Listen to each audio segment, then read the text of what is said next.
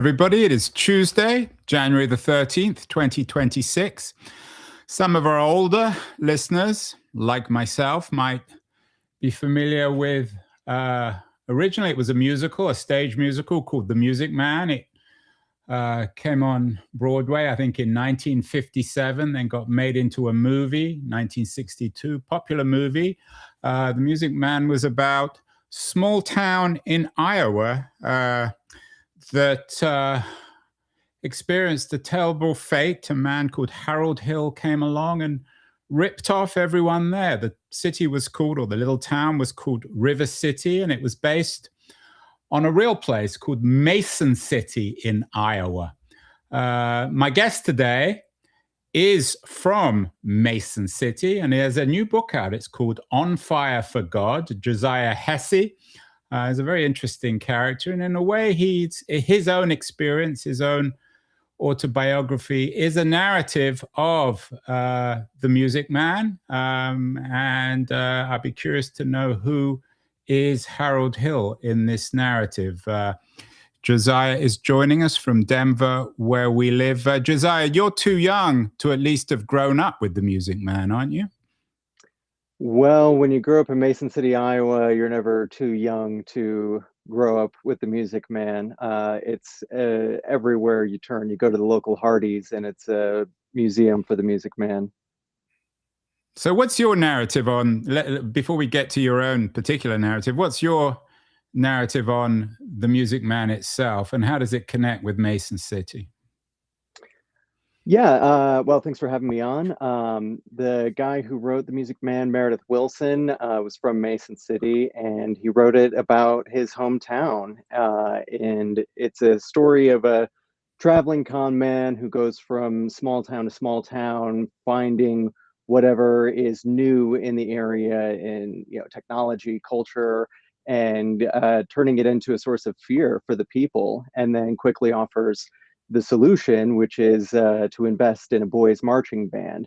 And he sells them the instruments and the instruction books and the uniforms, but he has no idea how to make any music. He's never had any kind of training in music, let alone marching bands.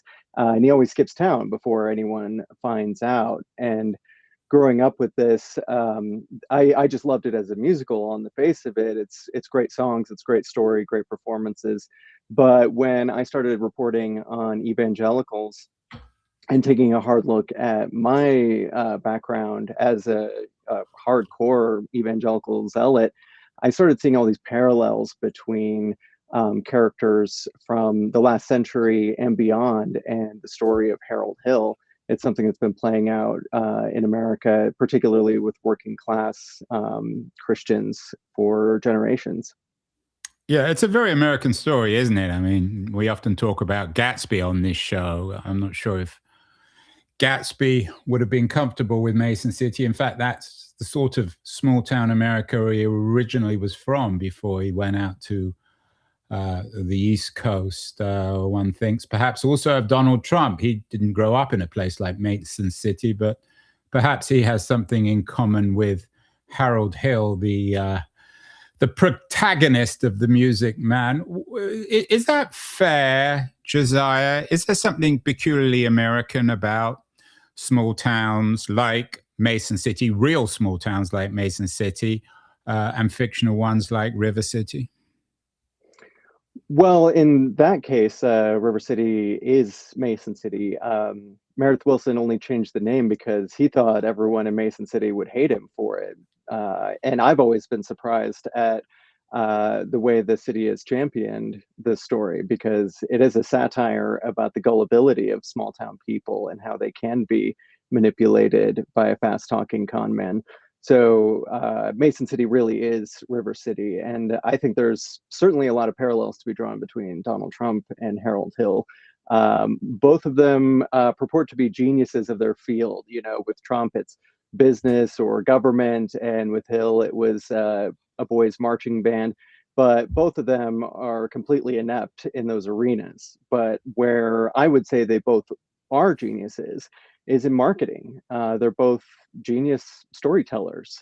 They know how to prey on people's fears, how to locate the thing that's changing, that's new, and offer something that harkens back to another era, a pure era of American wholesomeness, the Make America Great Again, if you will. And that's something that's been playing out again and again, going back more than a century. But my book just looks from 1925 to 2025. I checked the latest thing that powerful people are selling to Americans, AI, and checked in about Mason City, asked Google's Gemini whether Mason City is a nice place to live. And I actually said that it is. I'm not sure if it is. What was your experience, Josiah, of Mason City? What kind of place was it to grow up in? Well, there are things that I love about Mason City, and there's an additional town that's like right next door, Clear Lake. Clear Lake was kind of a small touristy town. Both were the big cities for the area. Clear Lake having about 7,000 people, and Mason City, I don't know, maybe 15 to 20. Someone can fact check me on that. But there was a lot to love about it. It's both are very, very 27,000, charming. at least according to Oh, Wikipedia, there you go. the 2020 census. So Wikipedia is usually relatively accurate. Yeah, and to find a bigger city, you'd have to go to Minneapolis up north or Des Moines down south. But in my particular experience, I grew up going to a lot of evangelical churches and camps and conventions and Christian rock shows, and was very much immersed in the Christian right. I was a young Republican. I was a promise keeper. It was really my whole world. I was going to church events on average around 9 times a week. There was literally nothing a part of my youth that wasn't immersed in the Christian right. I didn't go to any sports or marching band. Certainly, there were a lot of opportunities for that. But I grew up with a lot of shame and terror and poverty, and was surrounded by a lot of mental illness and addiction, and verbal abuse, and a lot of manipulation from these evangelical institutions that had this thing called prosperity gospel, which is quite similar to the think system in the Music Man. Harold Hill has this whole thing where he tells the kids, like, don't touch your instruments, don't try and play them, just imagine yourself playing them and you will magically develop these abilities. And in prosperity gospel, what we heard from a lot of the preachers was, if you invest in God, is the way they'd phrase it, which is really the church, invest over the 10% that you're already giving of your income each week, you'll have a tenfold return. And the more outrageous a risk you're taking with the amount of money you're giving to the church, the greater your reward will be. It's kind of the equivalent of snake handling, but with your finances. The more dangerous It it is, sounds the like more you prove crypto. in It your sounds faith. like the arguments that many quote unquote investors make in Silicon Valley, encouraging people to put their money into crypto. And the capitalist piece is, of course, essential to the American narrative. So coming back to the Music Man and Harold Hill, he was a pure con man. Who are the con men or women, Josiah, in your upbringing? Because we've done lots of shows on the evangelicals. Most of my guests aren't particularly keen on them. They see them as intellectually fraudulent, at least, or selling a vision which isn't entirely true. And I'm not sure anyone's quite presented the evangelical church as an extended version of Harold Hill. Are you suggesting in your book and in the experience that these are just pure con people who are ripping off the innocent locals of many of small town America, like Mason City? I would argue that the results are the same. In terms of what's in people's minds and hearts when they're propagating this prosperity gospel, people like Paula White, Joel Osteen, in my generation, Oral Roberts, Jim and Tammy Faye Baker. I'm not going to be so presumptuous as to say that they know they're ripping people off and they don't believe it, and they're just laughing their way to the bank and thinking what gullible rubes all of these people are. But there was a great line by the author Upton Sinclair, and I'm paraphrasing here, he said something to the effect of, it's very difficult to convince a man of something when his paycheck depends on him not understanding it. And so with a lot of these preachers, they go to these institutions. A lot of the people that I was raised with, the pastors that I was raised with, were taught by Oral Roberts University or Rhema University, where they learned a lot of this rhetoric. And perhaps they really believed that it was working out. And if there was any evidence of that, it was on their end. They would often brag about the material wealth that they had, the cars, the vacations, the homes, as evidence of the efficacy of prosperity gospel. Look at me, look at how much God has blessed me. And after so many years of that, I started looking around at the sanctuary and thinking, all these people are still shopping at thrift stores. They're all still on food stamps. They're all, earning minimum wage, or at least not climbing out of poverty. So this doesn't really seem to be working out for the congregation, even though it's working out quite well for the pastors.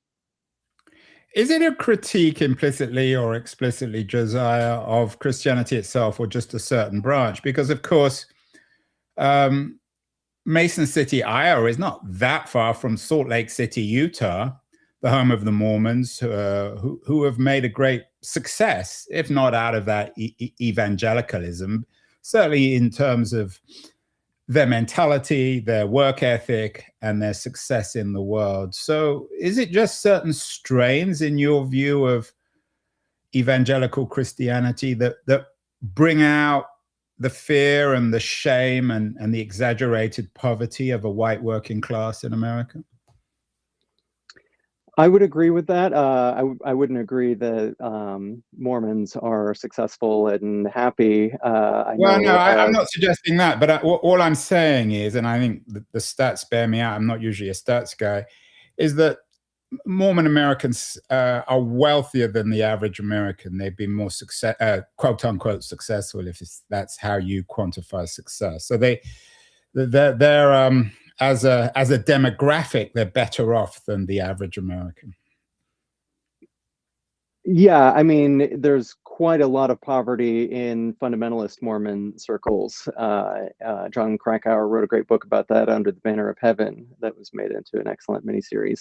But to get back to your point about evangelical Christians, which are similar to Mormons, but theologically pretty far afield, I do think that Christianity is large enough to contain all kinds of beliefs and practices. And we've seen that throughout American history with all the social upheaval that we've seen in our lifetime, the abolition of slavery, women's suffrage, the civil rights movement of the 60s. You have Christians on both sides of those issues using the Bible and using the tenets of their version of Christianity to argue the case for and against slavery, or women having the right to vote or being empowered. So I view the Bible as almost a Rorschach test, that you see in it what you want to see in it. And this book is, thousands of years old, has been written by thousands of different men. It's gone through so many different translations. There's so many different versions of it. It's really so broad and complex. It makes the U.S. Constitution look like a Hemingway sentence. So really, any belief that you have, you can find a biblical passage to justify it. If you want to beat your kids, if you want to, put your wife to death, if you want to own slaves, there's scriptures for that. But if you want to, liberate women, or be a liberated woman, if you want to be a sexual.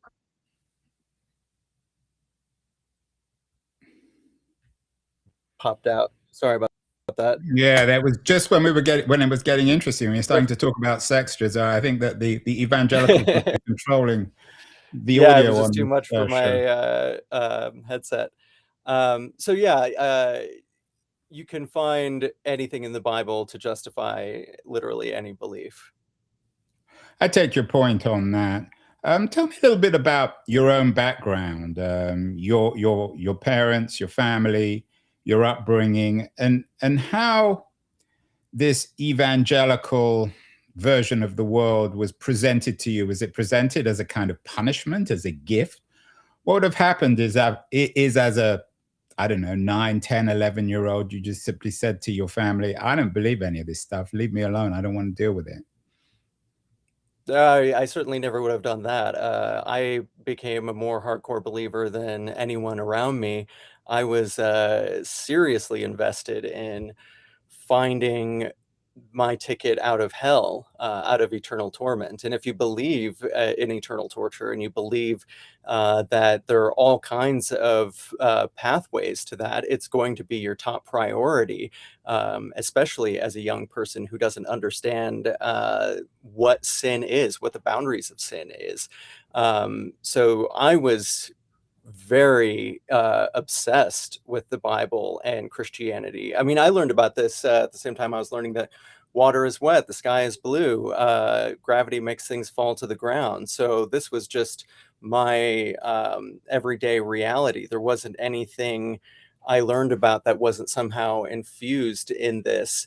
And whether or not it was, you know, as you say, like a source of love or punishment. I would say both.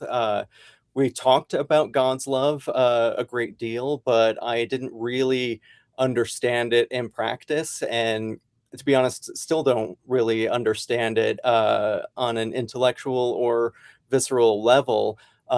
Whereas hell is quite tangible. And we put on a lot of plays, hell houses, passion plays that were very violent and very terrifying.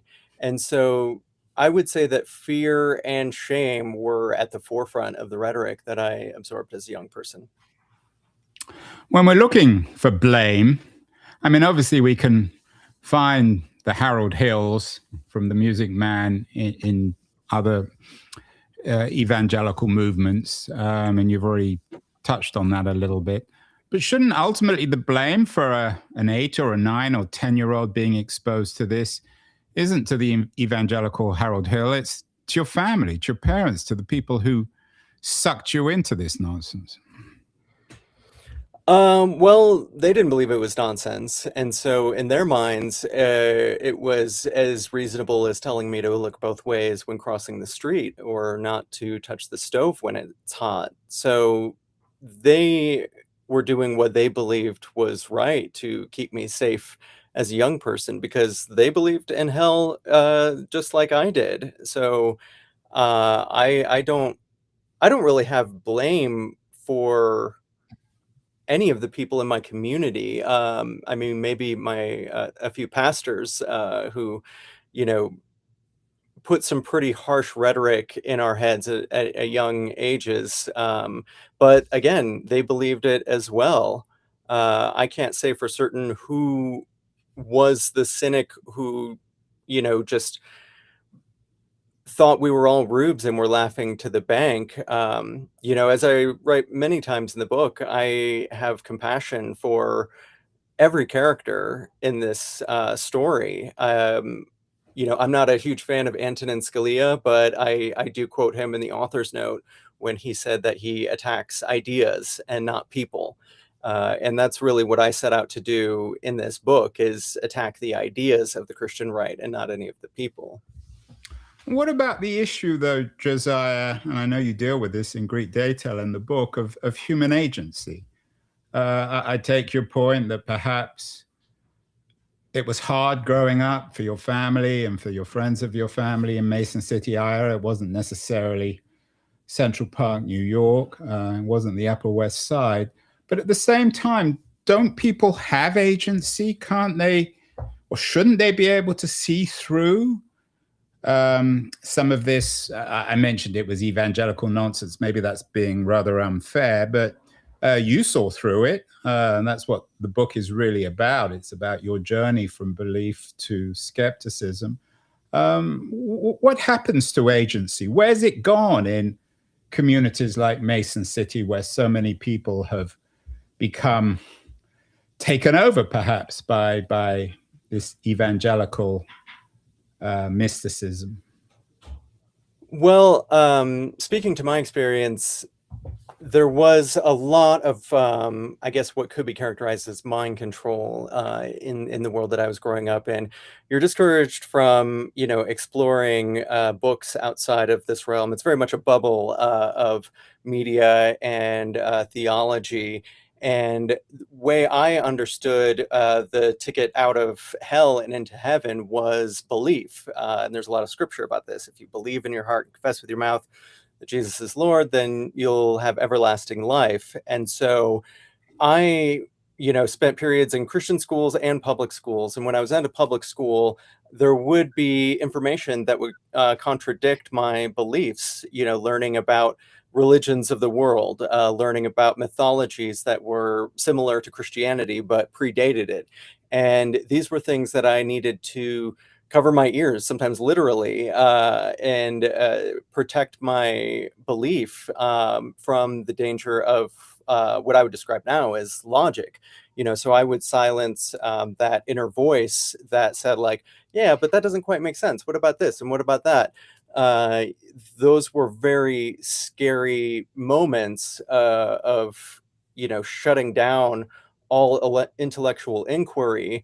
And it was only when I was in my 20s and I left that area and had experiences outside of that world that I slowly loosened those constraints on my inner monologue, which would be the agency that you speak of. And for me, losing my faith, getting out of this world, wasn't a pleasant experience. It wasn't anything I pursued. I did not rebel against this world. It was logic and education that made my faith slip through my fingers. And it was a very traumatic and uncomfortable experience.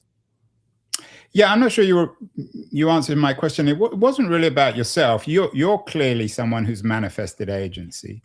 But for the others, I mean, the narrative, at least in The Music Man, is of a con man, Harold Hill, coming into town and selling people a massive lie and taking advantage of their innocence.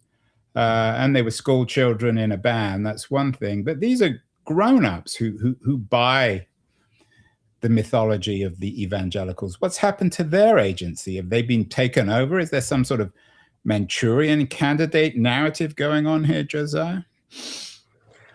I think you can make that argument. I think you can make that argument about any kind of religious institution that people are, like myself, unwilling or uncomfortable to challenge their beliefs. And I see this in secular institutions as well. And it was the adults in The Music Man that were taken in. It was the mayor of the town. It was the school board. It was, all of these grown adults who wanted to believe in The Music Man. And it was only when an outsider, another salesman who knew that Harold Hill was a fraud, came to town and gave them evidence that he was pulling this con in all of these other towns, that the people started to get angry about what they'd been told. Yeah, there's a very Midwestern narrative here, and the Kansan narrative of a wizard of Oz and getting behind the curtain. I mean, this isn't a uniquely American story, but it does seem to resonate so much in the Midwest where you grew up. Is that fair, and why is it the case?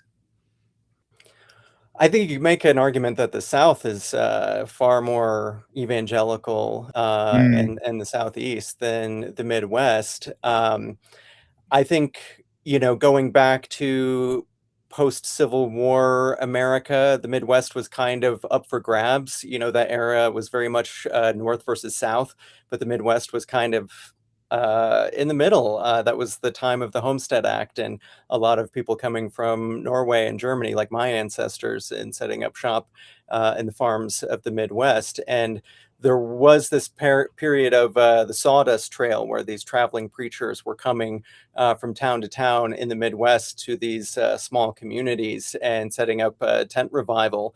And I talk about one experience or one instance in my hometown where this famous healer, Catherine Kuhlman, comes to town and builds this church, and purports to heal all of these people, but her and her preaching partner end up just racking up these massive amounts of debt with this church and pocketing loads of money, and then driving off down into Georgia to pull the exact same ruse again. It's very much The Music Man. I never found any evidence that Meredith Willson was writing about traveling preachers when he wrote The Music Man, but I suspect that he was, because it just really seems to fit a lot of the stories that were going on at that time that he's writing about, which is like the turn of the century Iowa. Yeah, and as you say, it's a very much of a Western thing. One of my favorite American movies about this is McCabe and Mrs. Miller, wonderfully rich. Yeah, I mean, that's more, Western mining community. But yeah, it's one of my favorite movies as well. Great Leonard Cohen soundtrack. Lots of sin, lots of humor.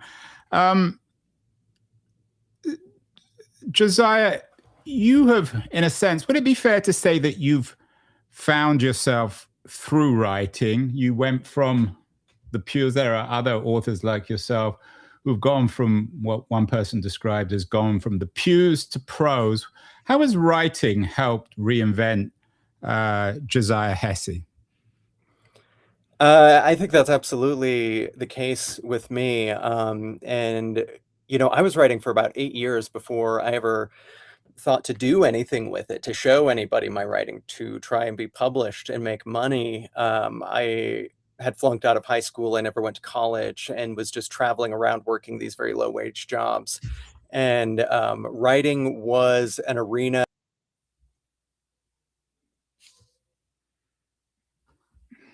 Playfulness, and it's a term that troubles me because playfulness lights up the brain like no other activity, and it's something that we need to engage in more often. It's kind of seen as the enemy of ambition, because the definition would be like when the purpose of the act is less important than the act itself, so like the end result. And through writing, I could kind of loosen those constraints on my mind that I had grown up with, where there was a very rigid way to think and to behave and to do things. And suddenly I had this world that I could create literally anything. I could make anything happen in my writing. And suddenly my imagination was zipping off in so many different directions, and my curiosity was set aflame. So, within the writing, I would also be doing a great deal of reading, a great deal of research. And I wrote fiction for a good 10 years, and a lot of that fiction incorporated essays and pieces of history that were just a great deal of fun for me. But it also gave me a kind of intellectual rigor and a comfort within my own mind. And it kind of gives you the secular power of an evangelical thinker without perhaps destroying other people's lives, enriching other people's lives. You noted earlier, Josiah, that Christianity can be anything. It can be good, it can be bad. It depends what you want to take from the Gospels, from the text. You write about other evangelicals who are not quite perhaps as troubling as the worst of them. One character I'd never heard of, Lonnie Frisbee, who has perfectly named, it could have been named out of Hollywood, but a real person, an American charismatic evangelist in the 60s and 70s. Tell me about him and his hippie appearance and what he tells us perhaps about the diversity of the evangelical movement. Yeah, so Lonnie Frisbee was part of what's known as the Jesus movement. It could be argued that he was the founder of it, which is a kind of post-hippie cultural religious movement in the 70s, primarily in California. It wound up spreading around the world and really shaped the evangelicalism we have today. That was where Christian rock came from. And it wasn't terribly popular at the time. I often compare the bands from that scene to the Velvet Underground, who sold like 30,000 copies of their first album. But like that Brian Eno quote, everyone who bought one started a band. And, Larry Norman and Lonnie Frisbee and a host of other characters, kept the aesthetics of the hippie movement, the bare feet, the bell bottoms, the beards and long hair, but they went for what could be accurately portrayed as a very conservative Christianity, a fundamentalist, apocalyptic Christianity. They were very obsessed with the end of the world. They believed it was right around the corner.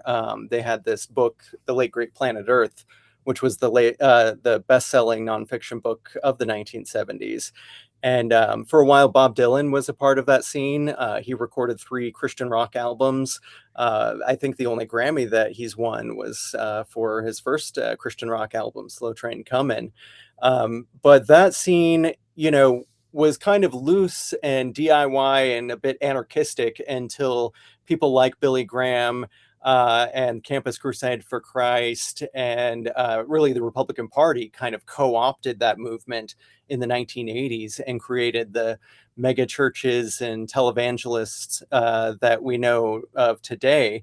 But really it came out of that scene. And, Lonnie Frisbee is kind of a tragic character in a lot of ways because he was gay or maybe characterized as bisexual, very closeted. He died of AIDS, which is something that evangelicals don't really acknowledge. There was a very popular movie that came out like 2 years ago called The Jesus Revolution that starred Kelsey Grammer, and Lonnie Frisbee was a lead character in that. And they never mention his sexuality or how he died.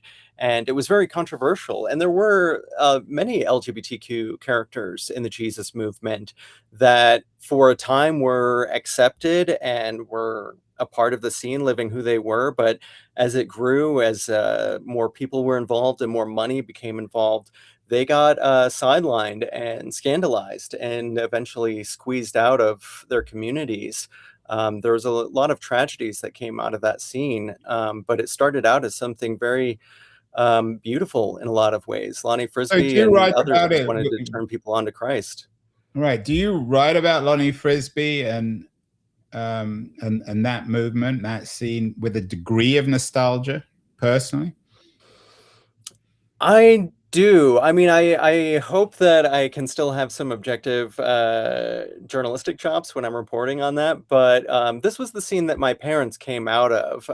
Like everything, every cultural movement in America, things start on the coasts, and then as years pass, they eventually make it to the Midwest. So by the late 70s and early 80s, that scene was very booming in North Iowa.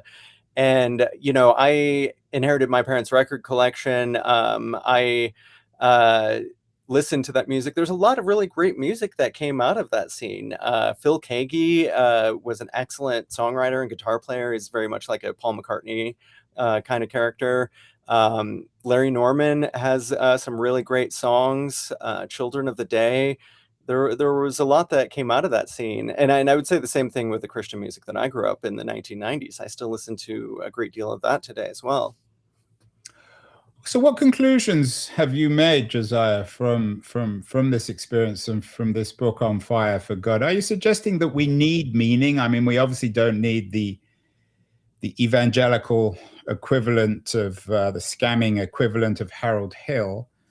But is your experience of guys like Lonnie Frisbee and that alternative evangelical movement, maybe let's call it left evangelism, is that perhaps something we need in an age where we seem lost for meaning, we're lonely, we're miserable?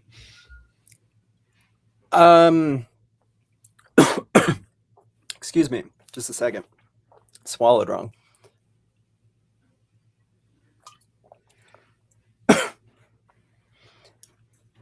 Take your time. I don't think I would. Sorry.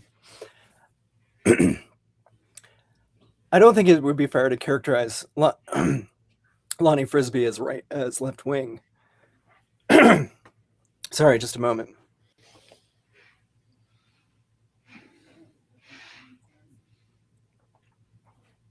See, whenever you talk about something serious, you almost die. Josiah. I Right. think the ghost of Lonnie Frisbee is somewhere in that room in Denver. Oh, I certainly hope so.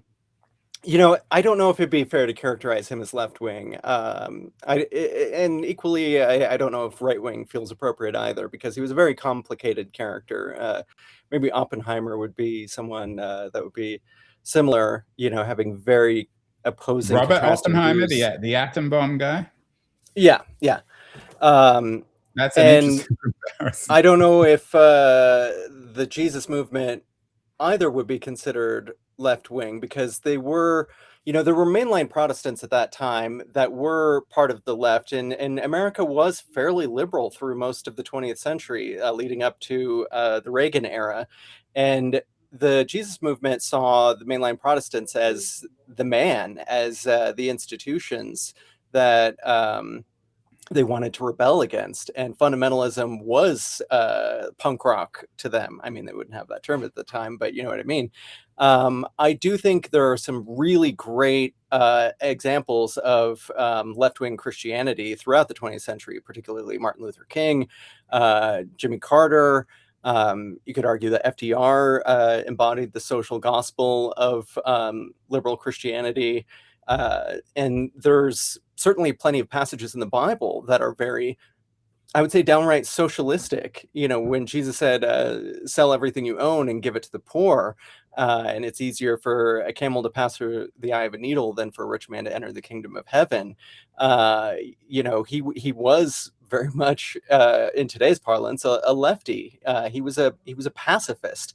He was a peace activist.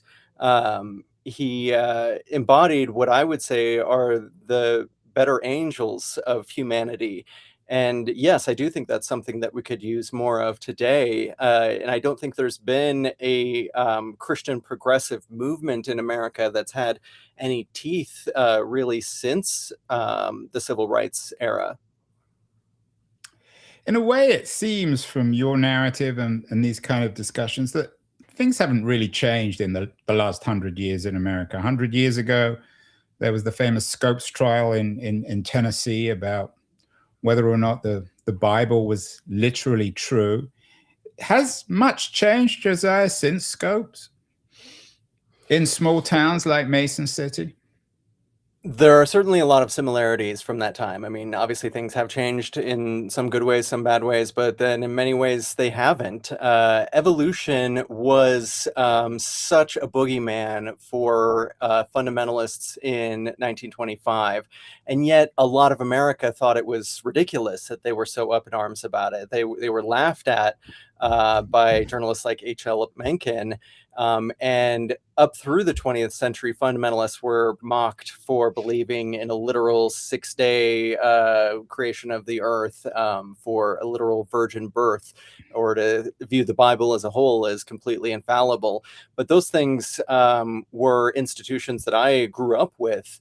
That was my science education, learning about Noah's Ark and the Great Flood and the literal scientific meteorological explanation for that. So in that way, yes, things are very much the same as they were a century ago, and people are still susceptible to the same fears that they were at that time, whether it be new technology, liberation of some social minority group, changes in sexuality, in gender expression, and big strong con men coming to town with the answer that soothes everyone's fears, or at least makes them believe if we do what this guy says, if we put him in a position of power, then we'll be safe from these scary changes that we're not used to. And those con men using the same rhetoric of it was better when you were kids. Trump's got "Make America Great Again," which was a phrase that Ronald Reagan used during his first campaign. He was hearkening back to the 50s and the 60s, but then at that time, Billy Graham and Jerry Falwell were hearkening back to the 30s and the 40s. And then at that time, the Klan was hearkening back to the turn of the century. They had that song, Old Time Religion. So we see these same patterns again and again throughout history. Couple more questions. You've been very generous with your time. You write for The Guardian. You've written extensively on the way in which the Christian rock star Michael Tate literally ruined people's lives through accusations of sexual assault. To what extent, in your view, I'm not suggesting that the Billy Grahams or the Jerry Falwells are sexual criminals, but to what extent, in your view, is your own narrative really one, and so many young men like you growing up in places like Mason City, of having your lives completely wrecked, destroyed by this dark evangelical belief? Well, there's a few things to unpack there. I don't think that it destroyed my life. I think it made my childhood very difficult and gave me a lot of challenges as an adult that are still with me to this day. But those things can often make you stronger and give you a sense of purpose in life. And when it comes to someone like Michael Tate, I think you can point a finger at Billy Graham and Jerry Falwell because they were the mentors of DC Talk, which was the band that made Michael Tate famous. It was Jerry Falwell's Old Time Gospel Hour that Michael Tate got to start singing on as a young man. And when DC Talk came around in the late 80s, Jerry Falwell saw them as an opportunity to be a kind of mouthpiece for the rhetoric of the Christian right when it comes to conservative economic principles or social issues like purity culture. They got people, tens of thousands of young people, to sign virginity pledges, and they filled us with a lot of rhetoric that was very harmful. I got a great deal of rapture terror from the songs of DC Talk as a young man. And they toured with Billy Graham. They were part of his crusades. So they were very much bolstered by these institutions of the Christian right. And, just clarify the harm that Michael Tate did specifically, and there's no evidence currently that the other members of the band were aware of this or were involved. But he was, I would say, credibly accused. He hasn't been criminally charged. He hasn't gone through any kind of criminal court, but accused by many young men of being groomed by them and then eventually drugged and sexual assaulted on multiple occasions in some cases, and really ruined their lives, gave them a great deal of trauma, and in some cases pulled out support for their music careers, and was a very insidious character that was a part of all of our lives. I mean, if you grew up in this world, there was no getting around DC Talk. They were often known as the Beatles of Christian rock. They were as big as it got in the 1990s. Finally, Josiah, a couple of days ago, the Heritage Foundation, right-wing foundation in Washington, D.C., very much fused, I think, with this evangelical culture ideology, came out with some suggestions about how young people should live their lives, virginity, no online dating, and so on and so forth. Very, very conservative. I'm guessing you're not a big fan of the Heritage Foundation and that kind of way of looking at the world. What should progressives, even progressive believers, what kind of alternative do they need to offer to young people in the second quarter of the 21st century, not just in small towns like Mason City, but all over America, offering an alternative to this evangelical fervor, which is very seductive, as you've already noted, and also young people are very vulnerable to being, I use this word a little carefully, infected by it. What's the alternative? Well, I'll stress that I'm not an educator and I don't have kids. So when it comes to child rearing, I'm far from an expert. But I think something that I could have benefited from is emphasizing curiosity among young people and openness of speech and communication and diversity of ideas, a kind of open marketplace of ideas. And toning down some of the heated rhetoric around people who believe differently than you do, and still protecting say young queer youth, which I think is very important and becoming more and more dire as we go on in the Trump administration. But if progressives want to take the high road against the Christian right, they need to emphasize the need to speak to people outside of the progressive bubble, and not mirror the same kind of fundamentalism that I grew up with in the Christian right, but encourage people to read books by those that they disagree with. And I don't say that as that it's a road to agreeing with them or believing what they believe, but you strengthen your own perspective and your own ideas when you engage with people who believe things that are different than you. And when there's an openness with curiosity, compassion, playfulness, you get a greater deal of authentic intelligence, intellectual strength, and understanding that I think is often lacking in progressive circles. Well, one book you might read to think a little more creatively and openly is Josiah Hesse's new book, On Fire for God. It's out today. Congratulations, Josiah, and thank you so much for appearing on the show. Very free-ranging conversation. Appreciate it. Thanks for having me on, Andrew. This has been a lot of fun.